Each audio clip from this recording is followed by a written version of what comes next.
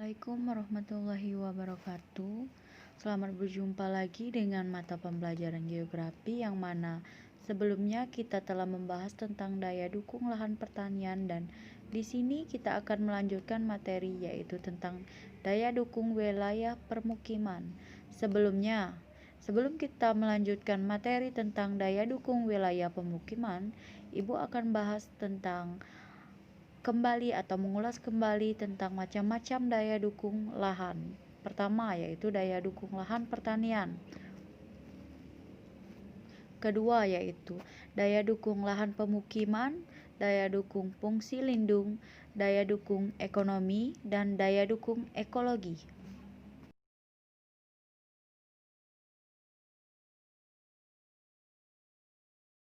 Nah, di sini kita akan membahas tentang slum area. Slum area itu adalah area kumuh yang mana ada di kota-kota besar seperti kota kita sendiri yaitu kota Palembang. Slum area ini ada di kota Palembang karena kota Palembang termasuk area yang padat penduduk. Kota Palembang adalah salah satu kota yang terdapat di Sumatera Selatan dengan kepadatan penduduk kedua selain kota Medan. Maka dari itu di kota Palembang banyak slum area atau permukiman kumuh yang sangat mudah dapat kita jumpai di setiap daerah-daerah tertentu di kota Palembang tersendiri. Yang kedua itu ada namanya gerobak atau tunawisma. Tunawisma itu adalah masyarakat yang tidak memiliki tempat tinggal, yang mana penduduk sudah sulit untuk mendapatkan tempat tinggal yang murah dan layak untuk ditinggali, sehingga banyak masyarakat atau penduduk atau orang datangan yang menjadi tunawisma di perantauan ataupun daerah sendiri. Slum area dan tunawisma menjadi indikator dan ciri-ciri daya dukung permukiman yang rendah sehingga banyak penduduk yang tidak memiliki pemukiman yang layak untuk ditempati. Dua faktor ini juga dapat menyebabkan daya pemukiman yang rendah. Daya dukung lahan pemukiman yaitu kemampuan lahan menampung jumlah penduduk tertentu untuk bertempat tinggal secara layak. Dan selain itu kita akan membahas tentang selanjutnya kita akan menghitung daya dukung lahan permukiman di mana dapat kita lihat di atas DDPM sama dengan LPM dibagi JV dibagi A, yang mana keterangannya DDPM itu adalah daya dukung pemukiman dan LPM itu luas layak pemukiman, JP itu jumlah penduduk per jiwa, A adalah koefisien luas kebutuhan ruang per kapitan.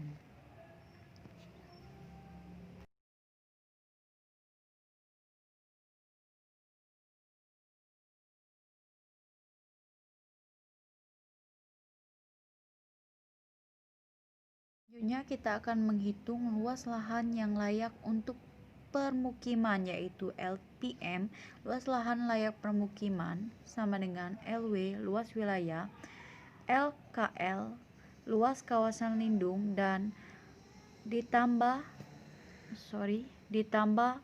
LKRB, luas kawasan rawan bencana. LKL ditambah LKRB. Setelah mendapatkan hasil barulah dikurang dengan LW yaitu luas wilayah dan dapatlah hasil yang akan kita cari nantinya.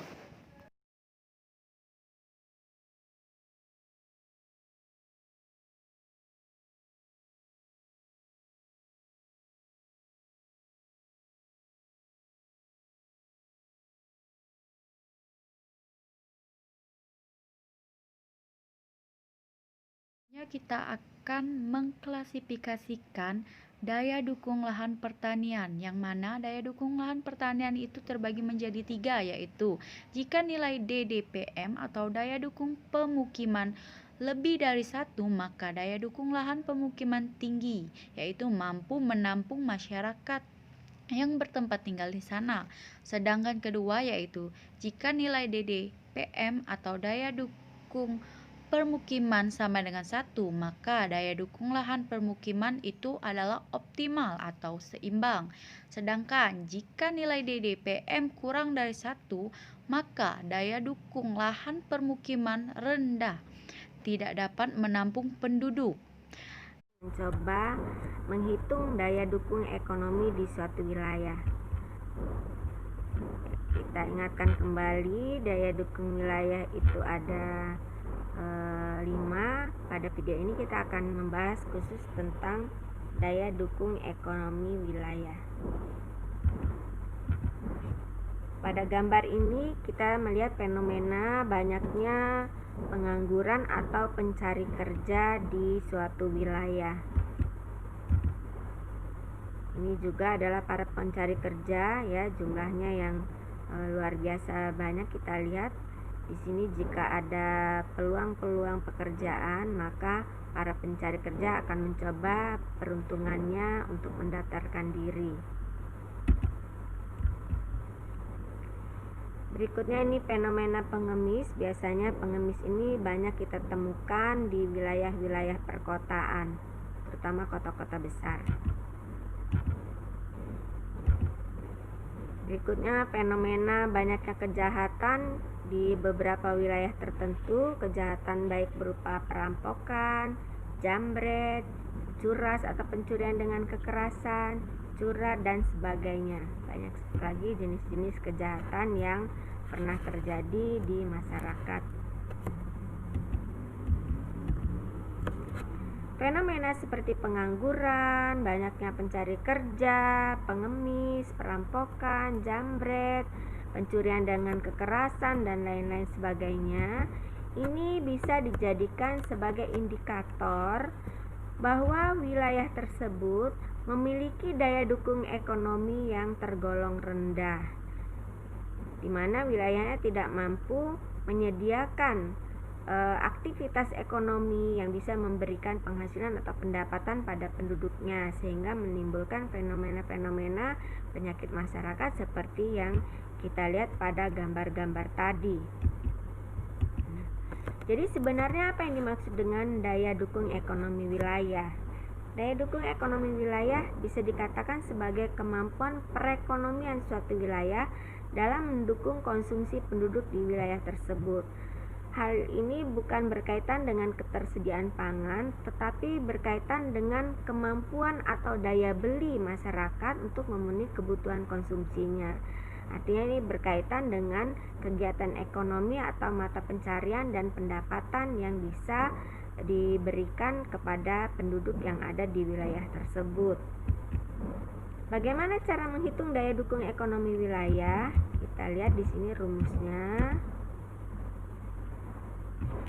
Daya dukung ekonomi wilayah ini bisa diperoleh dengan cara menghitung produk domestik regional bruto di suatu wilayah dibagi dengan jumlah penduduk yang dikalikan dengan konsumsi penduduk per kapita.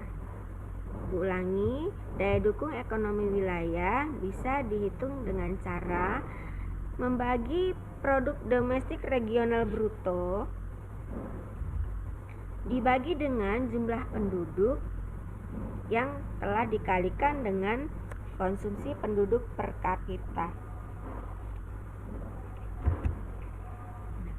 Adapun kriteria atau klasifikasi dari tinggi rendahnya daya dukung ekonomi wilayah bisa dikategorikan demikian. Jika daya dukung ekonomi wilayah lebih dari 1, maka daya dukung ekonomi wilayah tersebut dikategorikan tinggi atau dikatakan mampu memenuhi kebutuhan ekonomi masyarakatnya. Jika nilai daya dukung ekonominya sama dengan 1, maka daya dukung ekonominya dikatakan optimal atau seimbang. Dan jika nilai daya dukung ekonominya kurang dari 1, maka daya dukung ekonomi dikatakan rendah atau tidak dapat memenuhi kebutuhan ekonomi. Sedangkan koefisien luas kebutuhan ruang adalah 133 meter persegi per kapita. Kemudian kawasan lindung adalah 59 hektar, kawasan rawan bencana 40 hektar. Tugas atau pertanyaannya adalah berapa daya dukung lahan pemukiman di wilayah tersebut? Kemudian apakah daya dukung lahan pemukiman tersebut cukup tinggi? Selanjutnya kita jawab ya. Tadi rumusnya adalah demikian. Kita coba masukkan angka-angkanya ke dalam rumus. Ya, DDPM di sini adalah daya dukung pemukiman. Ini adalah hal yang akan kita cari atau kita hitung atau ingin kita ketahui. Kemudian LPM di sini adalah luas lahan layak pemukiman. Diperoleh dengan cara luas seluruh wilayah dikurangi fungsi lindung dan kawasan rawan bencana. Luas wilayah seluruhnya adalah 163 hektar. Ini dikurangi dengan fungsi lindung seluas 59 hektar dan kawasan rawan bencana 40 hektar. Jadi diperoleh luas lahan layak pemukiman adalah 64 hektar. 64 hektar ini kita ubah ke dalam meter persegi dikali dengan 10.000 sehingga diperoleh 640.000 meter persegi. Jumlah penduduk dalam soal diketahui 100.000 jiwa. Sedangkan koefisien luas kebutuhan ruang per kapita adalah 133 meter persegi per kapita. Nah, angka-angka ini kita masukkan ke dalam rumus.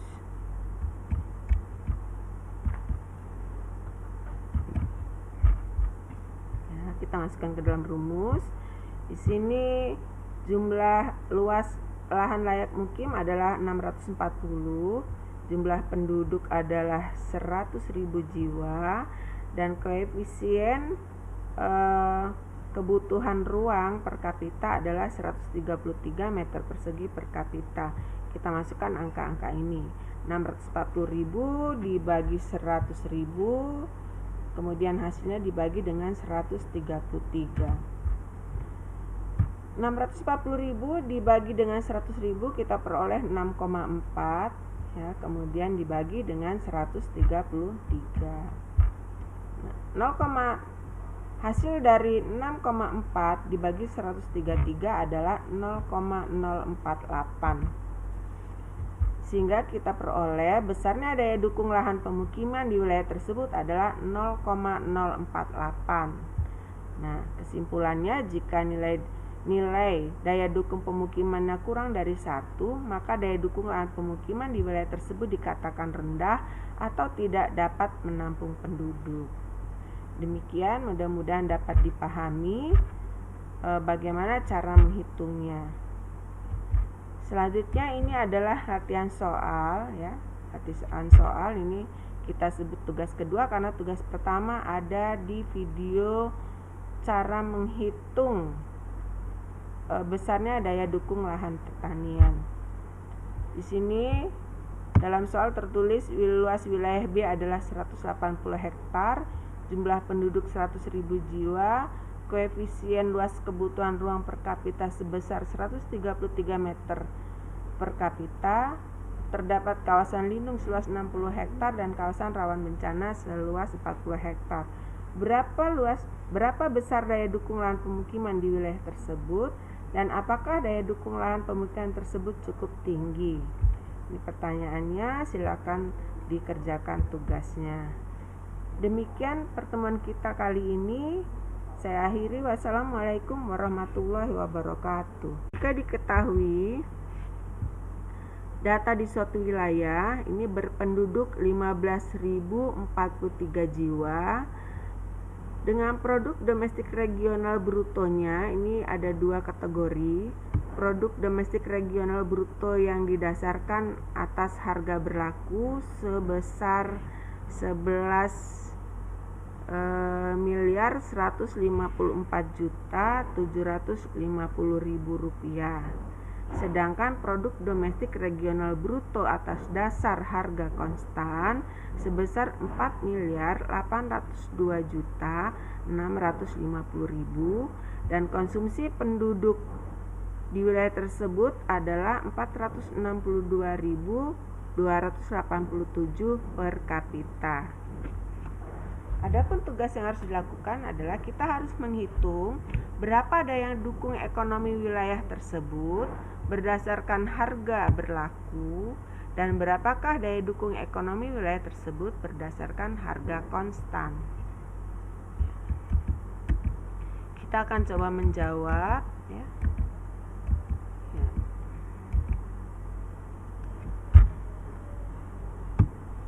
Daya dukung ekonomi wilayah ini adalah yang kita akan hitung. Sedangkan produk domestik regional brutonya ini ada dua kriteria. Berdasarkan harga berlaku sebesar 11.154.750.000, berdasarkan harga konstan sebesar 4.802.650.000 rupiah. Jumlah penduduk 15.403 dan konsumsi penduduk per kapita adalah 462.287. Nah, angka-angka ini kita masukkan ke dalam rumus ya. Yang pertama yang akan kita hitung adalah berapa daya dukung ekonomi wilayah tersebut berdasarkan harga berlaku. Yang kedua, kita hitung berdasarkan harga konstan. Baik, yang pertama kita akan menghitung berapa besar daya dukung ekonomi wilayah tersebut berdasarkan harga berlaku. Tadi kita melihat dalam soal produk domestik regional bruto yang berdasarkan harga berlaku adalah besarnya 11.154.750.000. Sedangkan jumlah penduduknya adalah 15.043 jiwa.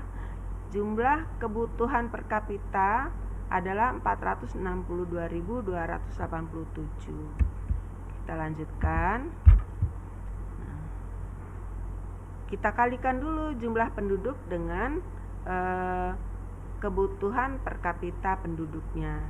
Jadi 15.043 dikali dengan 462.287 diperoleh 6.954.183.341. Kemudian produk domestik regional bruto berdasarkan harga berlaku ini dibagi dengan angka yang ada di bawahnya ini, hasil perkalian dari jumlah penduduk dan koefisien kebutuhan per kapita penduduk.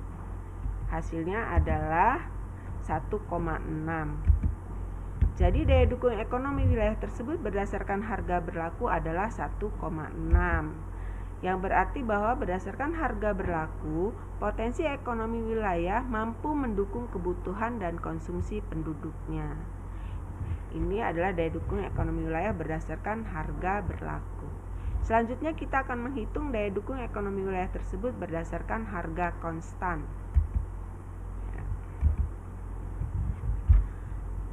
Ya, caranya adalah produk domestik regional bruto berdasarkan harga konstan tadi sebesar 4.802.650.000 dibagi dengan jumlah penduduk yang dikalikan dengan koefisien kebutuhan ekonomi per kapita penduduk di wilayah tersebut.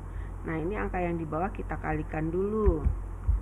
Nah, maka diperoleh 6.954.183.341 rupiah. Selanjutnya produk domestik regional bruto ini kita bagi dengan angka yang kita peroleh di bawahnya. Ini diperoleh hasilnya 0,69. Jadi daya dukung ekonomi wilayah tersebut berdasarkan harga konstan adalah 0,69. Yang berarti bahwa berdasarkan harga konstan, potensi ekonomi wilayah tidak mampu mendukung kebutuhan dan konsumsi penduduk yang ada di wilayah tersebut. Jadi ini hasil yang kita peroleh tentang daya dukung ekonomi wilayah tersebut jika dilihat berdasarkan harga konstan. Fungsi lindung juga bisa dikatakan sebagai kemampuan kawasan lindung untuk menjaga keseimbangan ekosistem di wilayah tersebut. Cara menghitung daya dukung fungsi lindung sebagai berikut. Daya dukung fungsi lindung ya, ini diperoleh dengan cara jumlah ya atau rata-rata atau sigma dari luas guna lahan jenis tertentu dalam hektar. Ini misalkan ada 3 jenis penggunaan lahan. Di sini ada LG1, LG2, LG3 ya. Ini dikalikan dengan koefisien lindung untuk jenis guna lahan tersebut. Contoh LGL1 ini dikali dengan alfa 1, LGL2 dikalikan dengan alfa 2, kemudian LGL3 dikalikan dengan alfa 3 dan seluruhnya dijumlahkan ya.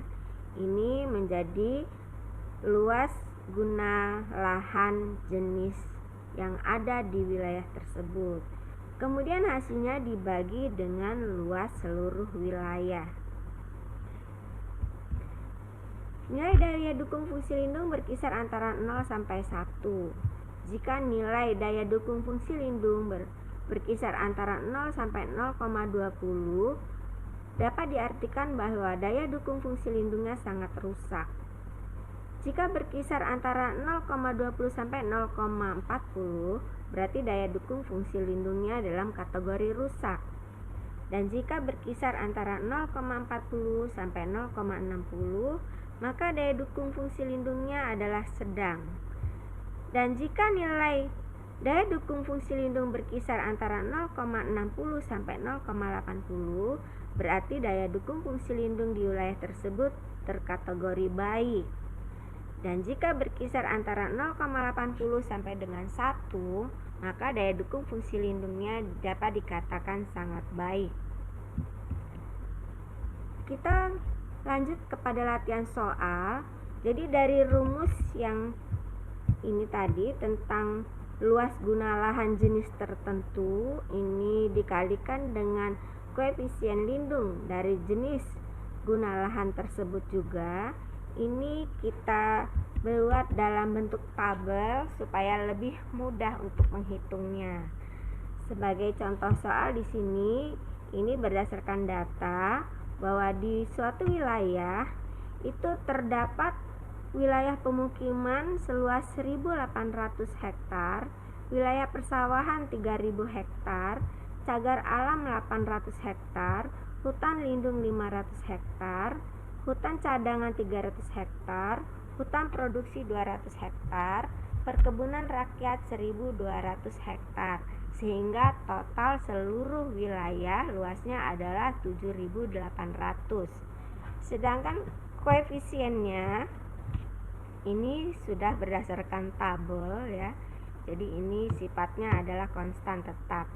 Untuk pemukiman koefisiennya adalah 0,18, untuk persawahan 0,46, cagar alam adalah 1, hutan lindung 1, hutan cadangan 0,61%, hutan produksi adalah 0,68%, perkebunan rakyat adalah 0,42 ya. Sehingga totalnya adalah 0, ini tidak ada. Ya. Ini tidak ada ya, kosong. Kemudian kita akan peroleh selanjutnya seperti ini. Ya. Ini 1.800 kita kalikan dengan 0,18 maka diperoleh 324. Persawahan 3.000 hektar tadi dikalikan dengan koefisien alfanya adalah 0,46 sehingga diperoleh 1.380. Cagar alam 800 hektar ini dikalikan 1 hasilnya 800. Hutan lindung 500 hektar dikalikan 1 ini 500. Hutan cadangan 300 hektar ini adalah koefisien alfanya 0,61 hasilnya 183. Hutan produksi luas 200 hektar dikalikan dengan koefisien alfa 0,68 hasilnya 136. Perkebunan rakyat 1200 dikalikan 0,42, hasilnya adalah 504. Sehingga diperoleh luas wilayahnya adalah 7.800, sedangkan jumlah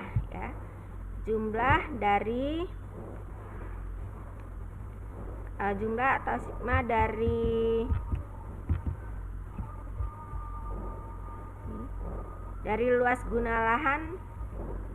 luas guna lahan adalah 3.827.